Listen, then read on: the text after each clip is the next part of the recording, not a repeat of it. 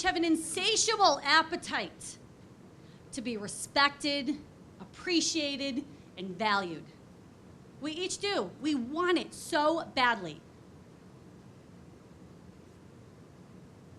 There is a sushi restaurant in New York called Planet Sushi. And every time you walk in, the entire staff turns and goes, hello! And they sing hello in Japanese. Hello! And you go, oh, the world just revolved around me. They value me as a customer. Wow, that felt good. I'll come in here more often. When I come home and I haven't seen my stepkids in a while, I get a running jump leap. They can't wait to see me.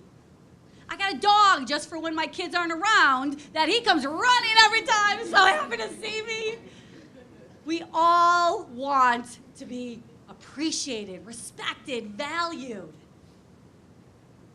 There was an HR woman one time who, this manager of this team said, wow, my systems guy went out of his way to implement an entire system and fix this for this customer while he was on vacation. He left his vacation for an entire weekend, went and worked on this system because the client needed it, and then went back on his vacation. I'd like to give him a recognition bonus.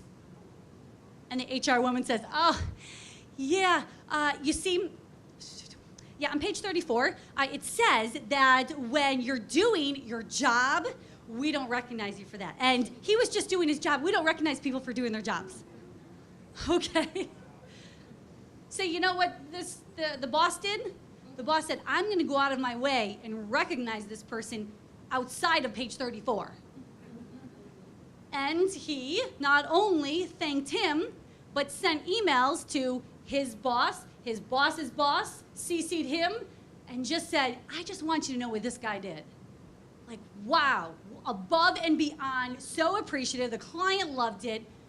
It took, what, a minute? And yet, and that guy he wasn't asking for money. He wasn't saying, oh, geez, I hate this company. I need to get my bonus. No, he just wanted someone to say thanks. He didn't need a party. He didn't need like a special plaque. He just wanted someone to say, wow, you did that? Thank you. That's it. We hunger for this. It's so easy. Now, why doesn't it happen more? Well, let's go back to our other principles. Because when I walk around and the world is revolving around me, why am I going to make it about you? I'm too busy making it about me. So it's not that I'm not necessarily doing it, but I sort of forget because it's all about me over here. Okay, see how this all plays in? And yet, Clarice here is sitting here going, oh, the world isn't about me. Oh, this is like the first step to being rejected. Oh, geez, you're not going to reject my boss first. My boss sucks. I mean, it's like, it just spirals. Okay, and it's so easy to do. So my stepdaughter, we taught her to ride a bike a few years ago, and she was great. Now her brother learned a couple of years later. He was older, and I taught him later because I don't know why he didn't learn. Okay, so we're out there in the park, and Jack is going down the hills, and he's getting it. And we're crying. We're so excited because this kid just overcame it. I mean, overcame it in the face of, I'm never riding a bike. He rejected riding a bike because he was never getting on that bike because he didn't know how. So he got on the bike, got him the balance, he's doing it. Now, Carly, who's younger than him, she's out there, she's riding. For 20 minutes, we're cheering for Jack. Oh my God, Jack, you're so great. Crying. Okay, finally, Carly rides up to me and goes, excuse me, can I get some woohoos, please? Because we were woohooing for her brother. We forgot to woohoo for her. Can you imagine if someone came up to you and said, can I get some woohoos, please? I don't feel any woohoos over here. I need a little. Clap for me already, right? Like that's all that people want. But we're not all 8 to 9 to ask for it.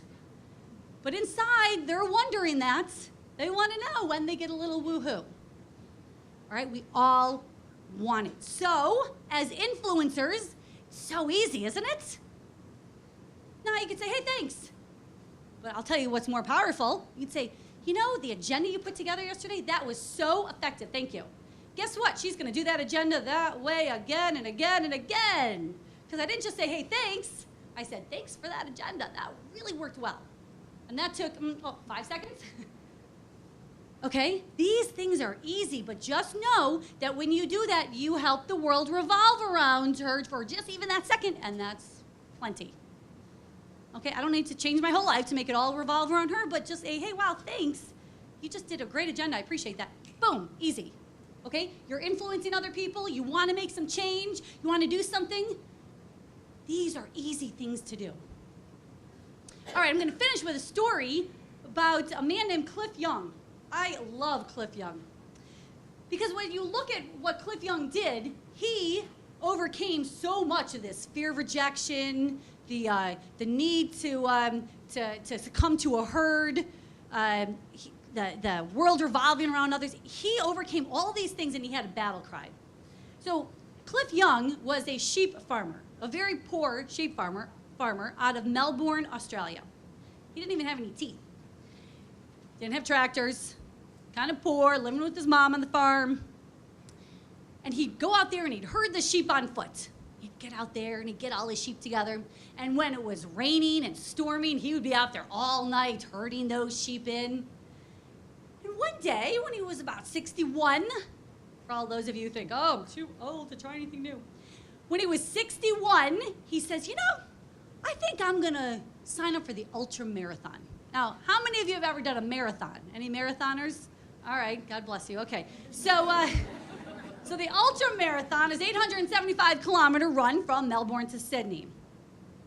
It goes for, I think, like 6 days. So Cliff decided this might be kind of a fun adventure for him.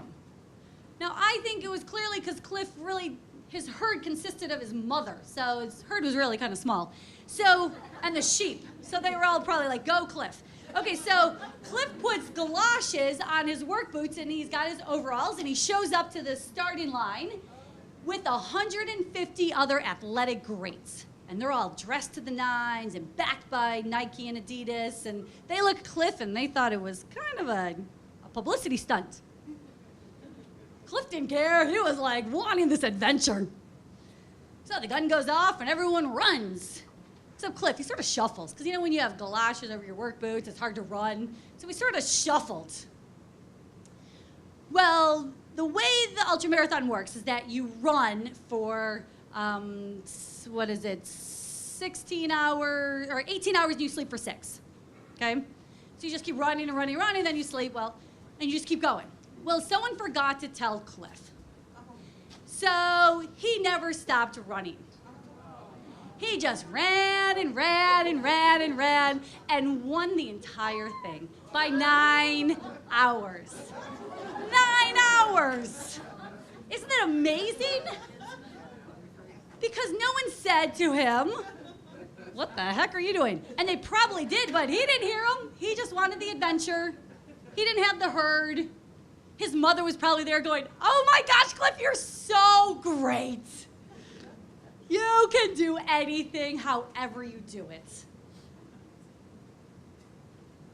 All right, he didn't let any of this get in his way. Oh, I forgot to tell you that there was a $10,000 prize. Cliff didn't know that either. So he said, humbly, oh, no, I wasn't doing this for the money. You know what? I think we should split the $10,000 among the next 5 people that come in. So we did. He split it, the $2,000 for the next 5 runners. Now, Cliff didn't set out in this big battle cry to change the ultra marathon. He set out for an adventure for himself.